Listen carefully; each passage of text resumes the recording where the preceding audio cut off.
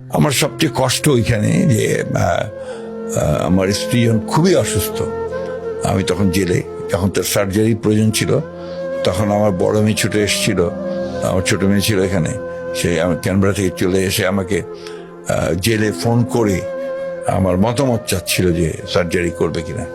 তো জেল কর্তৃপক্ষ তখন, আমি তাদেরকে এটুকু কৃতজ্ঞতা জানাবো যে they could bring the telephone to me. এসে আমি আমার ওয়াইফের সঙ্গে, আমার মেয়ের সঙ্গে কথাবার্তা বলে, ডাক্তারদের সঙ্গে কথা বলে আমার অনুমতি দিয়েছিলাম যে না, সার্জারি করতে হবে, সার্জারি করে ফেলা হোক। এদিকে আমার কিছু অপরাধ বোধ আছে। আমি আসলে আমার পরিবারকে খুব কম সময় দিয়েছি।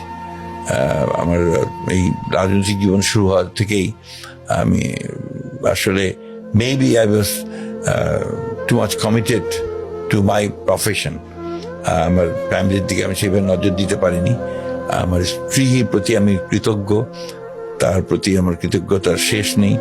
তিনি আমার বাচ্চাদেরকে মানুষ করেছেন, মেয়েদেরকে মানুষ করেছেন, তিনি চাকরি করেছেন, সংসার চালিয়েছেন এবং আমাকে সাহায্য করেছেন রাজনীতির ক্ষেত্রে।